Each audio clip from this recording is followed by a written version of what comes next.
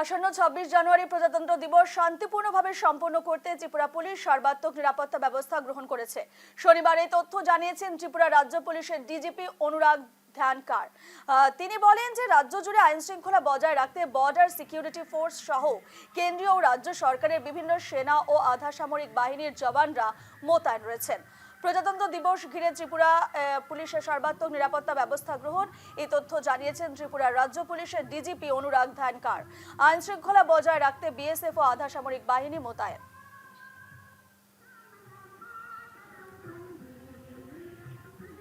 2026 জন্য আমরা সমস্ত ত্রিপুরা স্টেটে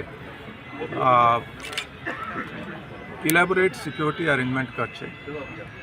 সমস্ত সেন্সিটিভ লোকেশনে আমার ডিপ্লয়মেন্ট থাকবে। সঙ্গে সঙ্গে যেখানে বি মেজর ইভেন্টস অর্গানাইজ হবে সেখানে আমার সিকিউরিটি ফোর্স থাকবে। সমস্ত এসপি, এসডিপিও, ওসি, পিএসএস এবং আমার সমস্ত ফোর্স এটা অ্যালার্ট থাকবে। আমার যে সিএপিএফস আছে, এখানে ইন্টেলিজেন্স আছে, সেন্ট্রাল ইন্টেলিজেন্স আছে, সবার সঙ্গে যোগাযোগ আছে। তার সঙ্গে বি আমি মিটিং করছি और তার সঙ্গে বি আমরা একটা প্ল্যান অফ অ্যাকশন ডিভাইস করছে। और আমরা নিশ্চিতভাবে যে রিপাবলিক ডে 2026-এ শান্তিপূর্ণভাবে আমরা সেলিব্রেট করব। এই নিয়ে আমরা বিস্তারিত জানবো। আমাদের সঙ্গে সরাসরি রয়েছেন আমাদের প্রতিনিধি ভূপাল চক্রবর্তী। ভূপাল, আসন্ন প্রজাতন্ত্র দিবস এবং প্রজাতন্ত্র দিবস উপলক্ষে ত্রিপুরা রাজ্য পুলিশের ডিজিপি অনুরাগ ধ্যানকার যেমনটাই বলেছেন সর্বাত্মক নিরাপত্তা ব্যবস্থা হাতে নেওয়া হয়েছে। সে জায়গায় দাঁড়িয়ে ঠিক কি কি ব্যবস্থা গ্রহণ করা হয়েছে কি জানাচ্ছ?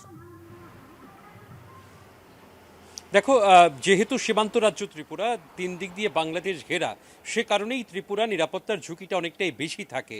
এর মধ্যে বাংলাদেশ বর্তমান সময়ে যে রাজনৈতিক অবস্থার মধ্য দিয়ে যাচ্ছে, স্বাভাবিক কারণেই সেখানে ভারত বিরোধী একটা তত্ত্ব সক্রিয় হয়ে উঠেছে।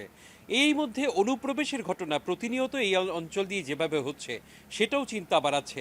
এই অবস্থায় অনুরাগ ধ্যানকর, যিনি রাজ্য পুলিশের মহানির্দেশক, তিনি দাবি করেছেন যে রাজ্যের সর্বত্র নিরাপত্তা ব্যবস্থা জোরদার করা হয়েছে।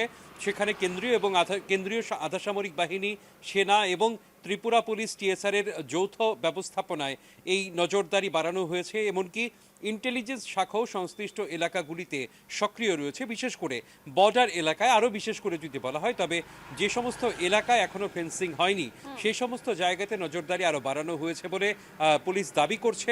এখনও পর্যন্ত কোনো রকমের হুমকি কিন্তু ত্রিপুরা পুলিশের কাছে এসে পৌঁছয়নি। কোনো এক সময় ত্রিপুরাতে যখন সন্ত্রাসবাদীরা সক্রিয় ছিল, তখন প্রজাতন্ত্র দিবস হোক অথবা স্বাধীনতা দিবস হোক, সেখানে পুলিশের কাছে হুমকি আসতো, অনেক সময় সীমান্তের ওপার থেকেও। কিন্তু এইরকম কোনো পরিস্থিতি আজকের দিনে নেই। যদিও পুলিশ এই গোটা বিষয়ে নজর রাখছে এবং অনুরাগ ধ্যানকরের কথা অনুসারে ত্রিপুরার সীমান্ত এলাকাগুলিতে নজরদারি বাড়ানো হয়েছে এবং কোনো ধরনের অনুপ্রবেশ যাতে না ঘটে সেদিকে নজর রাখা হচ্ছে।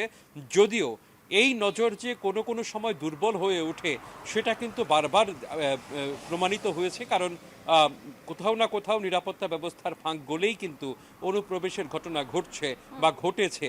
এর মধ্যে অনেকেই বলাবলি করছেন যে বাংলাদেশে আইএসআইয়ের মদতপুষ্ট যে জঙ্গি সংগঠনগুলো রয়েছে সেগুলো সক্রিয় হয়ে উঠেছে এবং সেই অবস্থায় নিঃসন্দেহে ত্রিপুরা যেহেতু বাংলাদেশে তিন দিক দিয়ে ঘেরা, স্বাভাবিক কারণেই সেই দিকে পুলিশের কঠোর নজর থাকা উচিত এবং পুলিশ দাবি করছে যে সেক্ষেত্রে শুধু ত্রিপুরা পুলিশ নয়, কেন্দ্রীয় বাহিনীর যৌথ ব্যবস্থাপনাতেই এই নজরদারি জোরদার করা হয়েছে।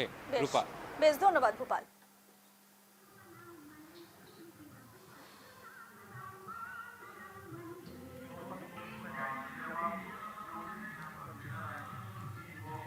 लेफ्ट साइड में आप देखते रहिएगा, परेड कमांडर कितने आगे या पीछे।